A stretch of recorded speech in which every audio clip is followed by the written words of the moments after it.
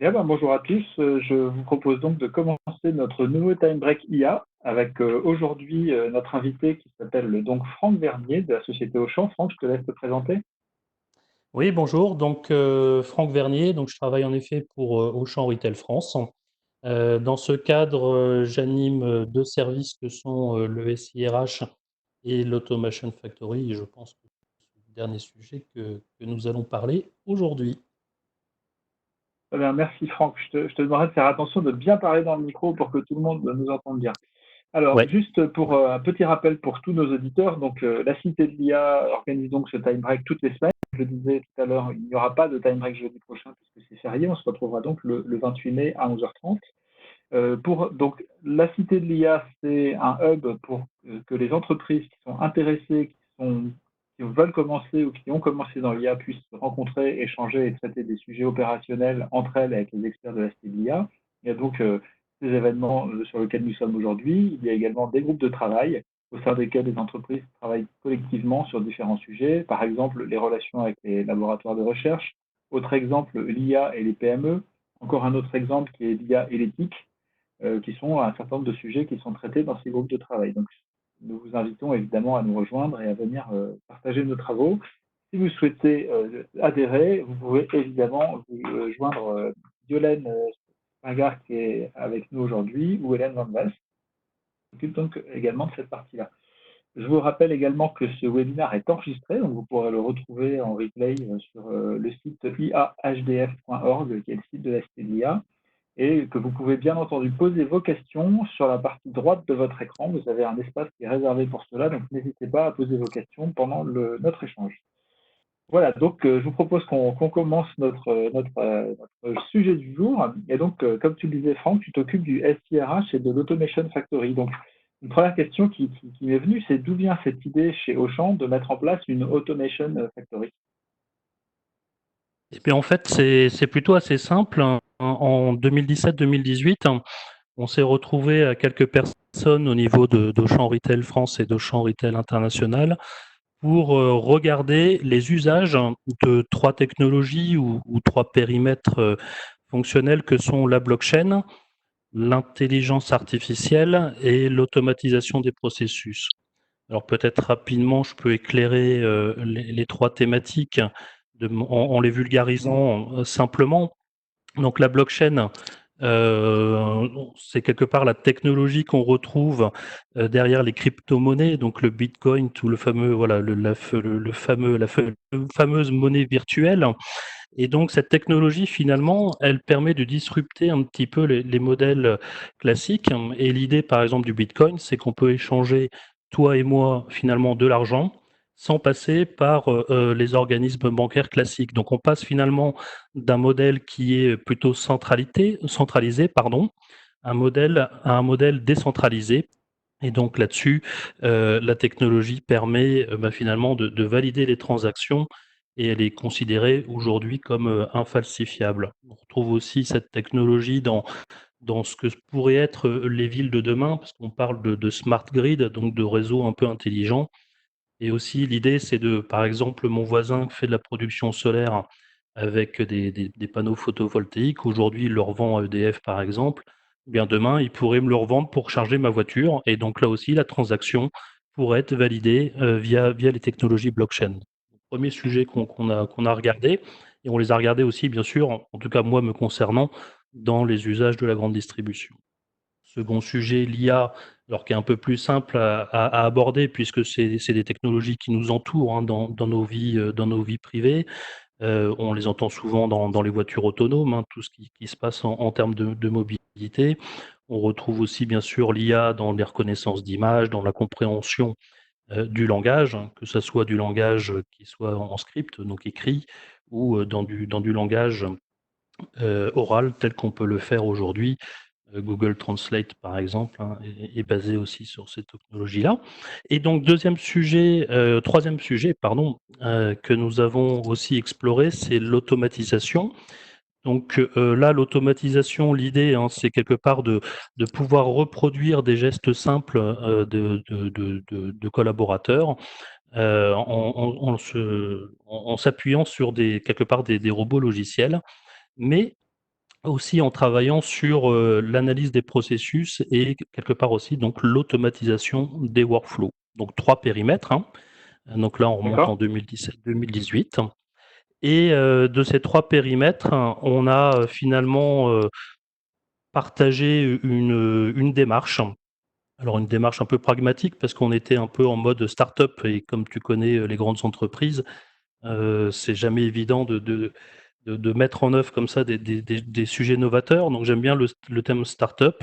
Et donc on a prévu, ou en tout cas dans l'idée, on se mettait dans une stratégie où on allait d'abord travailler sur l'automatisation.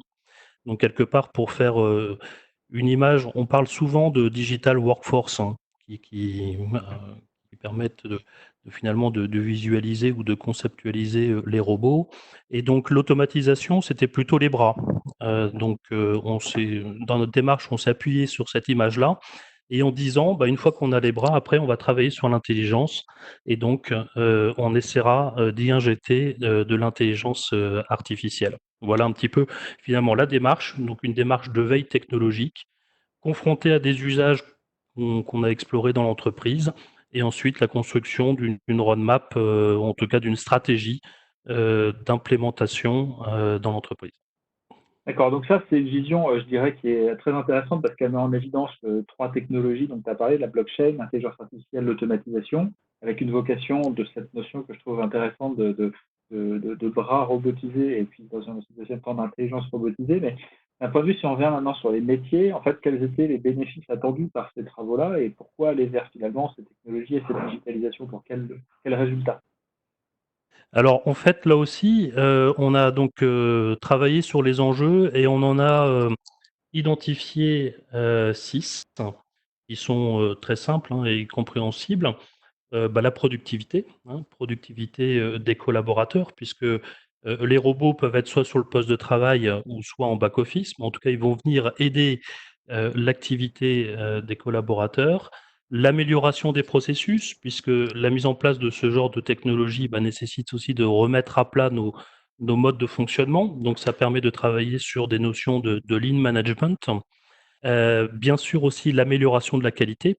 Alors déjà, si on retravaille sur les processus et qu'on réfléchit sur nos modes de fonctionnement, eh bien on fait du qualitatif et bah, les robots, par contre, eux, de leur côté, font aussi de la qualité parce que, toute saisie, qui est faite est conforme à la donnée d'origine. On a travaillé sur des enjeux aussi de réduction de délai d'exécution, sur l'amélioration donc des conditions, de travail de nos collaborateurs et deuxièmement, la flexibilité puisque en fonction, de la charge qu'on peut avoir, il est assez évident sur certains points de pouvoir monter plusieurs robots et de les descendre ou en tout cas d'en baisser le nombre en fonction, des événements qui peut arriver dans les entreprises. Alors bon, Donc après. ouais. J'imagine qu'à l'échelle d'Auchan, ça représente des enjeux qui sont colossaux si on fait ça à toute l'échelle de l'entreprise. Mais Alors, voilà. je vais te répondre oui, mais après pour des raisons de discrétion vis-à-vis de l'entreprise et de la stratégie, je me prends mon droit de réserve Bien sur un sûr. certain nombre de chiffres. Mais en tout cas, ce qui est intéressant, c'est qu'on a, travaillé sur ces enjeux-là et in fine, qu'est-ce qu'on recherche? Bah, on recherche à travailler sur, le repositionnement ou l'accélération de la valeur ajoutée qui est faite par les collaborateurs et c'est vraiment ça le sens. C'est que, tous les gestes qui sont répétitifs, bah, n'ont d'intérêt, que de renseigner de l'information, mais n'ont pas d'intérêt à créer de la valeur vraiment pour l'entreprise et donc c'est vraiment ce socle, au-delà des 6 enjeux, c'est ce socle qui nous pousse aujourd'hui, en tout cas moi c'est ma conviction, qui nous pousse à avancer sur ce sujet-là. Donc quelques D'accord. petits Donc, exemples, hein, on travaille. ouais. Vas-y. J'allais justement te poser cette question. Quels sont les sujets sur lesquels vous avez commencé à partir de cette roadmap et de cette vision? Alors, on a commencé donc je te disais qu'on fonctionnait un peu en mode start-up, c'est-à-dire que quand on connaît les modes de gouvernance des entreprises, c'est jamais bien évident, surtout dans une grande entreprise et pour des raisons qui lui sont propres et c'est bien normal. Donc on a, travaillé d'abord, sur, 2 directions avec qui, on avait aussi des affinités, par la proximité de nos travails, donc le référencement des produits et la compta, donc tout ce qui est service comptabilité. Donc l'idée sur le référencement produit, c'est qu'on a des matrices et donc matrices Excel et les robots viennent récupérer ces matrices et se connectent aux applications pour aller saisir les informations et on a de multiples choses en service compta. Je pourrais évoquer par exemple le traitement des relances fournisseurs. Pour le reste, je garde mon droit de réserve.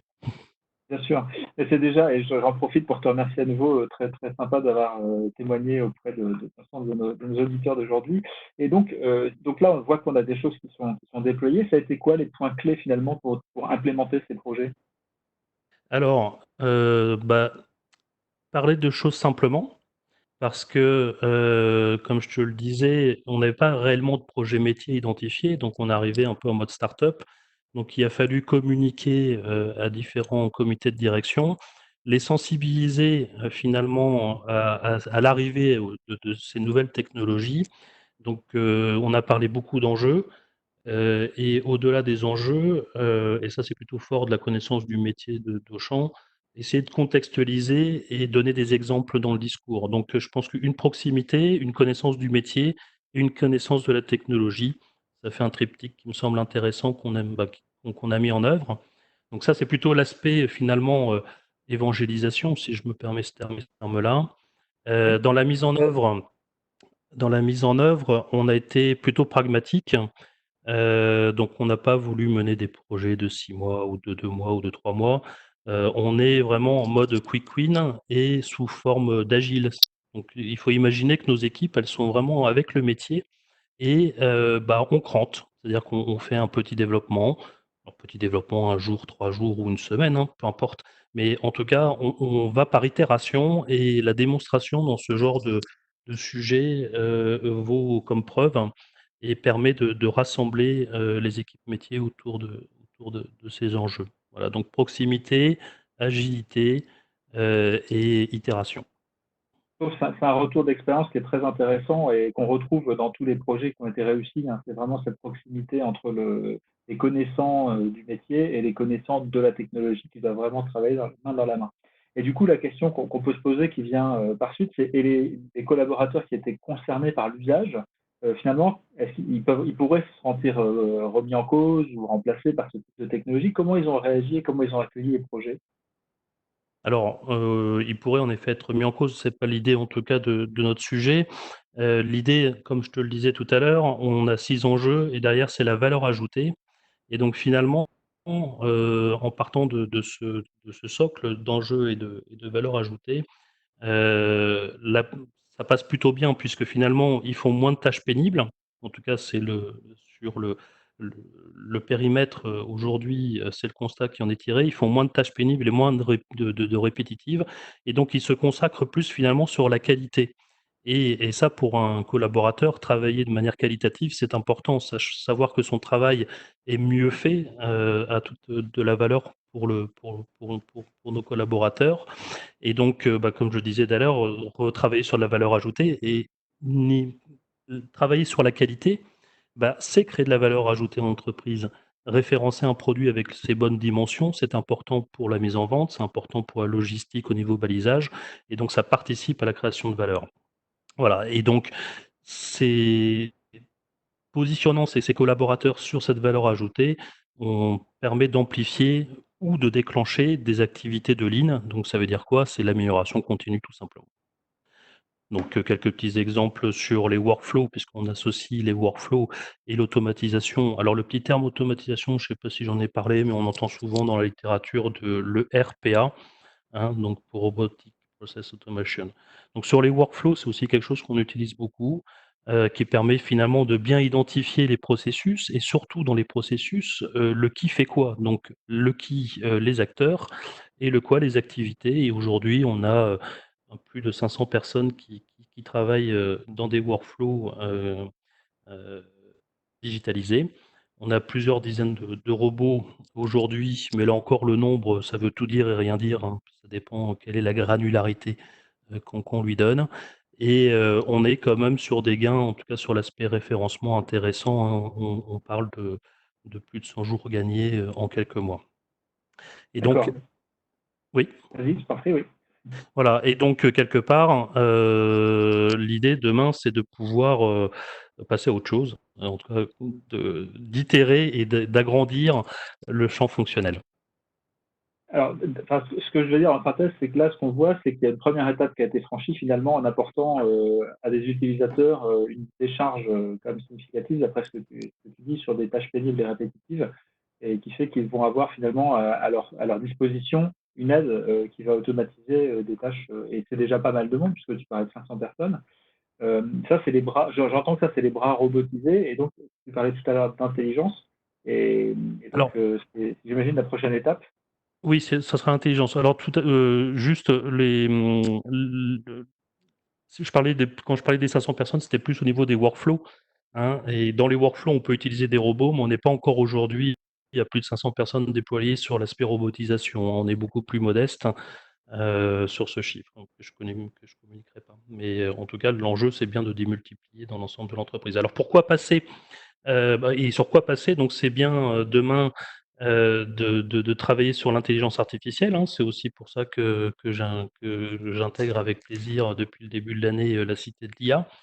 Donc l'idée en fait de travailler sur maintenant l'intelligence artificielle, bah, c'est pouvoir de passer à une vitesse supérieure. Alors bon, l'IA existe quand même dans l'entreprise, hein, sur d'autres périmètres, il faut le noter, mais ne concerne pas finalement aujourd'hui les digital workforce. Donc on peut trouver des usages d'IA intéressants via du machine learning, hein, ça c'est la première chose qui vient à l'esprit de tout le monde, pour travailler notamment sur, l'aspect qualité, parce que, bah, la qualité de l'exécution des processus, c'est ce qui fait qu'une entreprise fonctionne bien. Travailler sur, donc aussi l'optimisation des processus parce qu'au travers des workflows, on peut en retirer un certain nombre d'indicateurs. Le processus dure combien de temps? Est-ce qu'il y a des goulots d'étranglement? Et donc l'IA doit pouvoir nous permettre, de nous alerter sur les dérives de processus, voire même, nous proposer des optimisations. En tout cas, le champ est vaste, hein, et pour nous, c'est une nouvelle étape, qui s'ouvre. D'accord.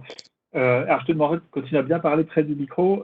Donc l'IA, c'est une nouvelle étape qui s'ouvre. Tu as parlé tout à l'heure de machine learning. Peut-être rappeler un peu pour tout le monde ce que c'est que le machine learning.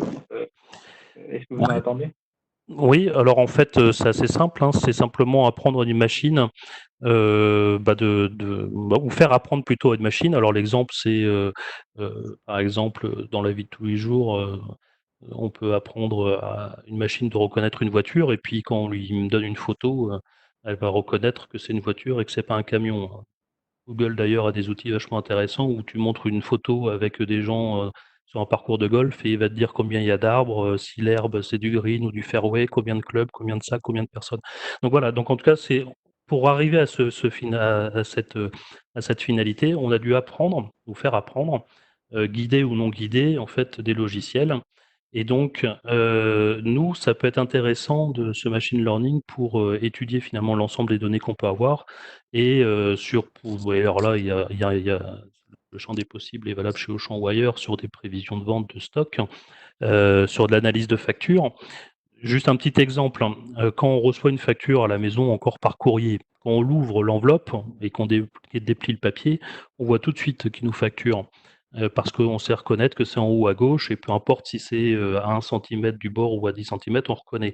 Bon, bah, si on veut faire la même chose avec, du logiciel, c'est un peu plus compliqué encore aujourd'hui parce qu'il faut lui dire exactement à quel endroit on va retrouver le nom du fournisseur. Bah, demain, avec ces technologies de machine learning, ça sera même, j'allais dire un petit peu plus simple, ça sera complètement beaucoup plus simple et aussi rapide que l'œil humain.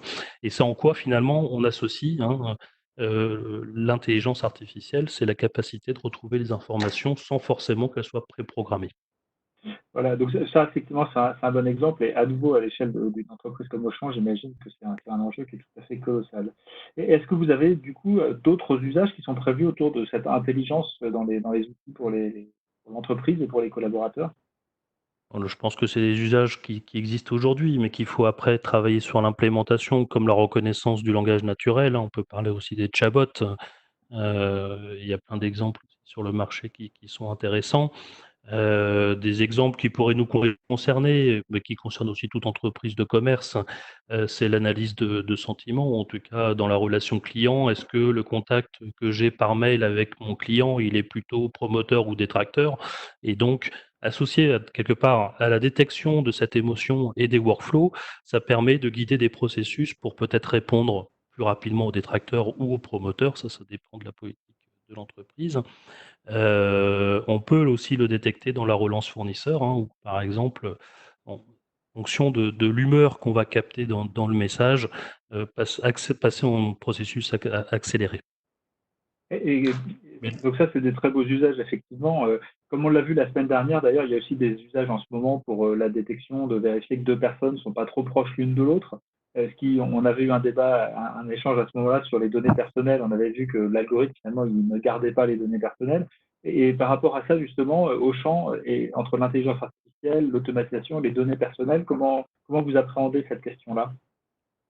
alors, on l'aborde pas encore tout à fait sur l'intelligence artificielle puisqu'on va débuter en tout cas via la digital workforce, mais en tout cas, on est sur les autres sujets accompagnés d'une équipe dédiée à un RGPD pour l'entreprise, qui font partie prenante de l'ensemble de nos projets, qui soient d'ailleurs, de nature, automation ou, tout type de projet, hein, et qui vont regarder finalement l'usage des données qu'on en fait et leur stockage.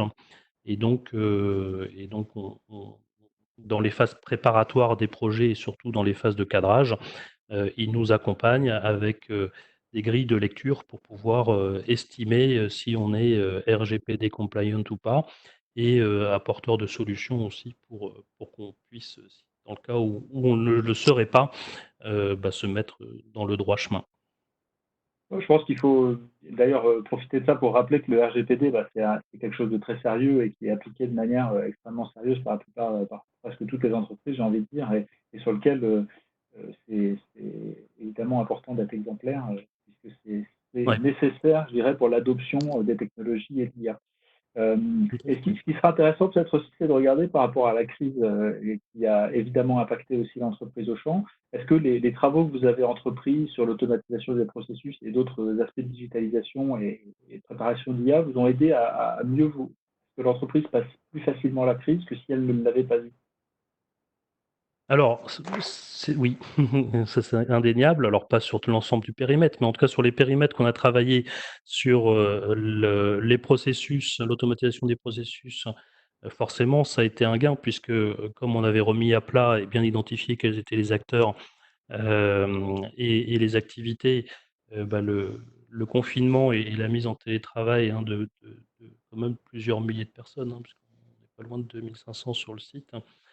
On favorisait, on va dire, le maintien en condition, je rappellerai un des enjeux qui était la flexibilité, hein, et sur cette période, justement, on a eu une accroissance d'activité sur certains périmètres et la capacité de monter en puissance, en tout cas de l'automatisation, a été sur un périmètre, en tout cas, heu, validé. J'allais pas dire moi j'en étais conscient, Oui. mais en tout cas, c'était validé par le métier, quoi.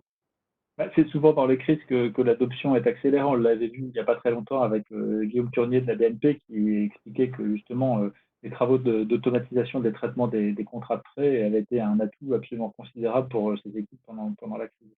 Et du coup, à l'issue de la crise, dans ce contexte de reprise de l'activité pour les entreprises, est-ce que ça a permis de faire émerger des nouveaux sujets sur lesquels vous êtes dit, là, il faut qu'on aille plus vite sur l'automatisation, ou là, il y a des sujets pour l'IA auxquels on n'avait pas forcément pensé avant?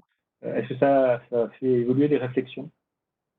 Alors, le monde d'hier n'est plus le monde de de demain, ça on l'entend partout, et donc forcément, ça a eu cet impact dans l'entreprise.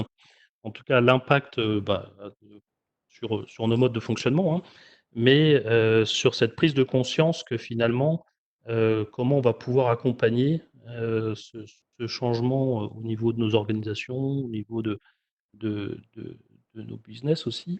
Donc, je note en tout cas moi une accélération forte dans les demandes d'informations, dans les prises de rendez-vous, dans de l'explication. Donc finalement, comme je disais tout à l'heure, communication au CODIR, expliquer, contextualiser et bien, finalement, on avait posé quelques petites graines en mode start-up il y a maintenant un peu plus de 9 mois. Et bah, les graines en ont fait germer d'autres. Et donc, on sent vraiment une forte accélération, oui, Oui, donc qui reste on à retrouve un peu concrétiser. les, oui, tout à fait. On retrouve les étapes. Enfin, c'est ma lecture en tout cas. Au début, on se dit bon, c'est un peu rigolo ce truc-là. Après, on commence à se rendre compte que ça fonctionne. Et puis, à l'occasion d'un changement important comme ça, bah, du coup, ça devient une évidence et beaucoup de métiers s'emparent sérieusement du sujet de l'intelligence artificielle comme une vraie opportunité. Et justement, Oui. quand on parle des métiers, est-ce qu'ils ont déjà une vision sur les usages de l'IA qu'ils attendent au sein de l'entreprise Auchan? Alors, ils en ont déjà, alors plus personnellement, ils en entendent parler, hein, parce qu'ils le vivent au jour le jour, au travers de ce qu'on peut lire dans les médias, ce qu'on peut regarder, ou ne serait-ce que les playlists sur nos outils de lecture qui nous proposent toujours des choses par rapport à ce qu'on a écouté. Donc, il y a un peu de l'IA dans tous les usages qu'ils vivent. Alors, côté professionnel, modestement aujourd'hui, hein, on commence par l'aspect automatisation. Donc comme on capte aujourd'hui de nouveaux besoins, mais on débute et par contre, voilà. Mais ce qui est intéressant, c'est que conjointement avec la démonstration qu'on a pu faire sur l'automatisation, la crise du Covid, ça met en réflexion de manière très certaine, et je le vérifie, le métier sur ces sujets-là. Très bien. Bah, on va arriver vers la fin de notre échange, mais tu as mentionné tout à l'heure, et j'en suis très heureux, le fait que Auchan rejoignait la Cité de l'IA. Et j'ai une question du coup qui me brûle des lèvres, c'est qu'est-ce que tu attends pardon, Vectia, entreprise. Qu'est-ce que tu attends pour Auchan et la Cité de l'IA, en fait, en termes d'apport et d'accompagnement dans les réflexions que tu peux avoir autour de cette question? Bah, déjà, je suis convaincu que l'IA, de toute façon, ça va bouleverser un peu les cartes du jeu actuelles, hein, que ça soit sociologique, économique, politique ou autre. Et donc, alors ça va arriver, alors ça c'est pas demain, hein, mais en tout cas, ça va arriver, prochainement. Et donc, bah, le fait de participer, de mon point de vue à l'IA, à la Cité de l'IA, pardon, bah, c'est de pouvoir échanger avec des acteurs locaux, sur les différentes initiatives, hein, que l'on partage. Et c'est dans ce sens d'ailleurs que j'avais rencontré, Hélène, à, à Centrale Lille quand il y avait eu, la remise des Les pitchs doctorants. voilà, exactement. On s'était retrouvés à ce moment-là, et tu m'avais, séduit avec le projet de la cité de l'IA. Donc voilà, donc c'est important de partager. Je pense aussi que ce sont des sujets qui sont pas faciles à intégrer, dans les grandes entreprises. Alors peut-être aussi les moyennes ou les plus petites, ça je n'ai pas d'avis parce que je n'y travaille pas. Et donc, ce qui est important dans ce sujet-là, c'est de pouvoir sortir, on va dire, des bonnes pratiques et peut-être une stratégie, à long terme vis-à-vis des directions générales pour intégrer ces problématiques demain, bah, ces problématiques, ces opportunités qui vont un peu bouleverser, les entreprises. Alors pourquoi je dis bouleverser les entreprises? Parce que ça ne touche pas, que, de l'informatique, hein, mais ça touche principalement quand même les aspects organisationnels, juridiques et humains. Et c'est pour ça que je me retrouve bien dans la cité de l'IA parce que, bah, tu l'as pas expliqué tout à l'heure, mais donc il y a différents groupes de travail, hein, qui abordent ces sujets-là, et donc ça me semble un ensemble, pour moi, est cohérent. Et puis alors après, je fais une spéciale dédicace, au groupe recherche et entreprise dans lequel je fais partie parce que j'y prends plaisir. Et travailler avec aussi, des labos, bah, ça permet de nous ouvrir l'esprit, des labos de recherche, hein. Ça permet d'ouvrir l'esprit, de sortir un peu de l'entreprise, de son contexte pour se projeter mieux pour demain.